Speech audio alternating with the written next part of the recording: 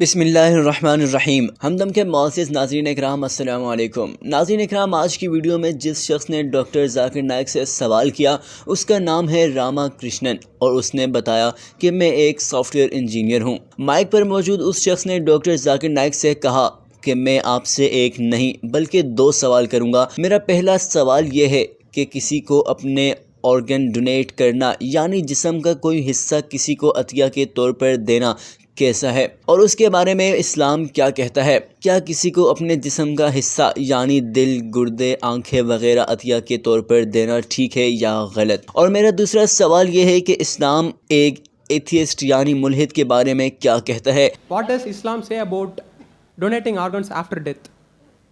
Is it okay or is it prohibited? Second question is, what does Islam say about atheists? ناظرین، doctor Zakir Naik نے معمول کے مطابق دونوں سوالوں کو دہرایا۔ پہلے سوال یعنی آرگن ڈونیشن کے جواب دیتے ہوئے ڈاکٹر ذاکر نائک صاحب نے فرمایا کہ قرآن مجید میں کوئی ایسی آیت موجود نہیں ہے اور نہ ہی صحیح حدیث کی کتابوں میں کوئی حدیث موجود ہے جس میں لکھا گیا ہو کہ آپ کو آرگن ڈونیٹ کرنے چاہیے یا نہیں۔ There is no direct verse in the Quran or any Sahih Hadith which says whether organs can be donated or not. لیکن دنیا کے مختلف ممالک یعنی سعودی عربیہ، ملائیشیا وغیرہ میں علماء اکرام میں مشاورت کے بعد یہ طے پایا کہ اگر ان 3 شرائط پر آرگن دینے والا اور لینے والا پورا اترتے ہیں تو آرگن ڈونیشن ہو سکتی ہے۔ سب سے پہلی شرط یہ ہے کہ جو شخص آرگن لے رہا ہو یا تو اس کی جان خطرے میں ہو اور آرگن لینے سے اس کی جان بچ رہی ہو، یا اس کی صحت میں بہت زیادہ فائدہ ہو رہا ہو۔ دوسری شرط یہ ہے کہ جو شخص آرگن ڈونیٹ کر رہا ہو اس کی صحت پر کوئی زیادہ نقصان نہ ہو، یعنی اس کی زندگی خطرے میں نہ آئے۔ That if 3 things are fulfilled, then organs can be donated. Number 1, the person who requires an organ, but natural, it should be a major benefit to his health. He can receive organ as long as it's a major benefit or saves his life. Point number 2, the person donating the organ, after he donates the organ, it should not be a major loss to his health. And the third criteria is, it should not be for money. No one should sell organ. ناظرین، doctor Zakir Naik صاحب نے مثال دیتے ہوئے فرمایا کہ اگر میں کسی کو اپنا دل ڈونیٹ کرتا ہوں تو میں مر جاؤں گا، تو اس طرح کی آرگن ڈونیشن بالکل غلط ہے۔ میڈیکل ڈاکٹر یہ بھی کہتے ہیں کہ اگر کسی شخص کے دونوں گردے صحیح سلامت ہیں تو اگر وہ دونوں میں سے کسی ایک گردے کو ڈونیٹ کر دیتا ہے اور ایک گردے کے ساتھ زندہ رہ سکتا ہے۔ ڈاکٹر ذاکر نائک صاحب نے دوسری مثال دیتے ہوئے فرمایا، اگر میری والدہ کے دونوں گردے خراب ہو جاتے ہیں تو ان کو میں اپنا گردہ ڈونیٹ کر سکتا ہوں اور وہ بھی زندہ رہ سکتی ہیں، میں بھی زندہ رہ سکتا ہوں۔ اس کے علاوہ کوئی شخص اپنی زندگی میں یہ وصیت کر سکتا ہے کہ میرے مرنے کے بعد میرے آرگن ڈونیٹ کر دینا، تو یہ اس کی اجازت سے ہو سکتا ہے۔ But natural, after a person dies, if he wants to donate any other organ, that is permissible. But if he is alive, he should not donate any part of the body which will cause a major damage to his health or a loss of life. لیکن کوئی بھی شخص اپنی زندگی میں اپنا کوئی ایسا آرگن ڈونیٹ نہیں کر سکتا جس سے اس کی صحت کے لیے کوئی مسئلہ ہو یا اس کی جان خطرے میں پڑ جائے۔ ناظرین، اور آرگن ڈونیشن کی تیسری سب سے امپورٹنٹ شرط یہ ہے کہ آپ پیسوں کے لیے کسی کو آرگن ڈونیٹ نہیں کر سکتے، یعنی اپنے جسم کا کوئی عضو کسی سے بیچ نہیں سکتے۔ And the third criteria is, it should not be for money. No one should sell organ.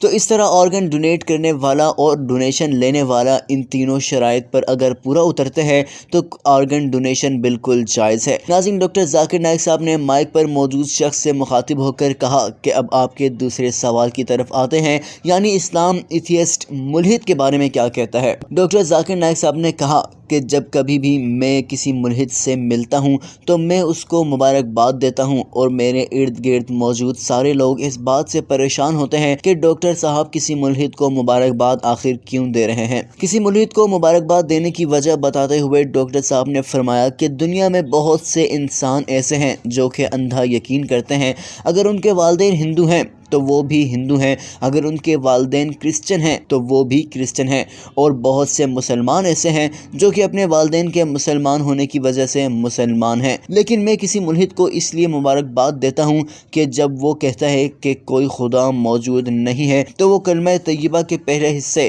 یعنی لا الہ کا خود بخود ترجمہ کر دیتا ہے، کیونکہ لا الہ کا مطلب بھی یہی ہے کہ نہیں ہے کوئی معبود۔ اب اس شخص کو صرف یہ بات بتانی ہے کہ کہ الا اللہ کا مطلب کیا ہے، یعنی الا اللہ کا مطلب ہے سوائے اللہ کے۔ تو جب ملحد شخص خود بخود کلمہ طیبہ کے پہلے حصے پر یقین رکھتا ہے تو اس کو دوسرے حصے پر لانا کوئی مشکل کام نہیں ہے، لیکن کسی غیر مسلم کو صحیح خدا کے بارے میں بتانا بہت ہی مشکل کام ہے۔ پہلے تو اس کو یہ بات سمجھانا ہوگی کہ وہ جس خدا کی عبادت کر رہا ہے وہ بالکل غلط ہے۔ جب وہ اس بات پر یقین کر لے گا تو پھر اس کو صحیح خدا کے بارے میں بتایا جائے گا، یعنی اس غیر مسلم پر دگنی محنت کرنی پڑے گی۔ اس کے برعکس جب کسی ملحد سے بات کی جائے گی تو وہ خود بخود کلمہ طیبہ کے پہلے حصے پر یقین رکھتا ہے کہ کوئی معبود نہیں، اب اس کو صرف اور صرف دوسرے حصے الا اللہ یعنی سوائے اللہ پر لانا ہے۔ دوستو، ڈاکٹر ذاکر نائک صاحب اپنی بات کو آگے بڑھاتے ہوئے کہتے ہیں کہ میں جب کسی ملحد کو ملتا ہوں تو اس سے پہلی بات یہی کرتا ہوں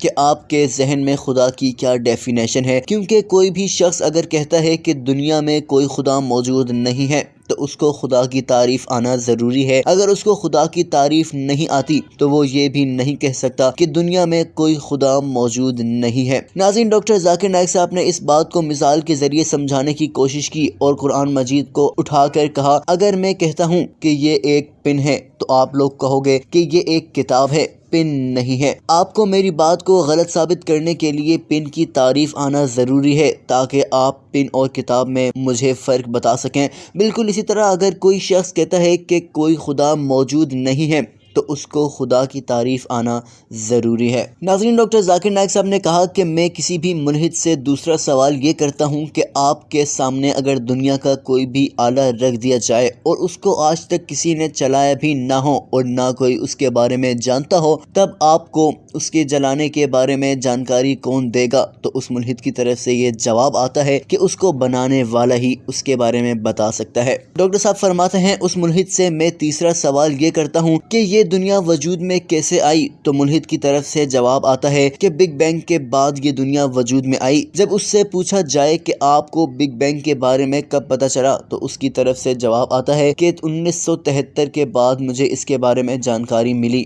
میں اس ملحد سے کہتا ہوں کہ آپ کو تو 30-40 سال پہلے ہی اس بگ بینگ کے بارے میں پتہ چلا، لیکن قرآن مجید میں 1400 سال پہلے یہ بات آ چکی ہے۔ ڈاکٹر صاحب فرماتے ہیں، جب اس ملحد سے مزید سوال کرتا ہوں کہ دنیا کی شکل کیسی ہے تو وہ کہتا ہے کہ پہلے سائنسدان اس کو چپٹی بتاتے تھے، اب اس کو بیضوی بتاتے ہیں۔ تو میں اس ملحد سے کہتا ہوں کہ آپ کو یہ بات تو 300-400 سال پہلے پتہ چلی ہے، لیکن قرآن مجید میں یہ بات 1400 سال پہلے آ چکی ہے، تو یہ بات بتانے والا کون ہو سکتا ہے؟ تو اس ملحد کی طرف سے جواب آتا ہے کہ ہو سکتا ہے یہ بات حضرت محمد صلی اللہ علیہ وآلہ وسلم نے لکھی ہو۔ ناظرین، ڈاکٹر ذاکر نائک صاحب کہتے ہیں کہ میں اس ملحد سے مزید بحث نہیں کرتا اور ایک نیا سوال کرتا ہوں، آپ کو یہ بات کب پتہ چلی کہ چاند کی اپنی روشنی نہیں ہے بلکہ سورج کی طرف سے آنے والی روشنی چاند ریفلیکٹ کرتا ہے؟ تو اس ملحد کی طرف سے جواب آتا ہے کہ شاید سائنسدانوں نے اس کو بھی 100 سال پہلے دریافت کیا ہو۔ تو ذاکر نائک کہتے ہیں کہ یہ بات 1400 سال پہلے قرآن مجید میں سورہ فرقان میں آ چکی ہے۔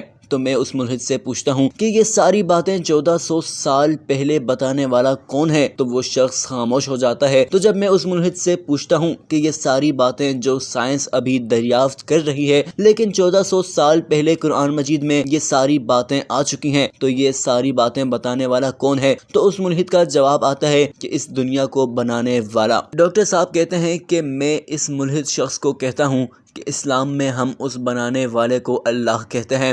فرانس بیکن ایک مشہور فلاسفر رہ چکے ہیں، اس کا کہنا ہے کہ آپ کو سائنس کے بارے میں کم علم ملحد بناتا ہے، اور اگر آپ کو سائنس کے بارے میں مکمل جانکاری ہو تو آپ ایک خدا پر ضرور یقین کریں گے۔ دوستو، امید کرتے ہیں کہ آج کی ویڈیو آپ لوگوں کو ضرور پسند آئی ہوگی۔ ویڈیو پسند آنے کی صورت میں لائک اور شیئر بھی کر سکتے ہیں۔ ملتے ہیں جلد ایک نئی ویڈیو میں ایک لیٹسٹ ٹاپک کے ساتھ، تب تک کے لیے اپنا خیال رکھیے گا۔ اللہ حافظ۔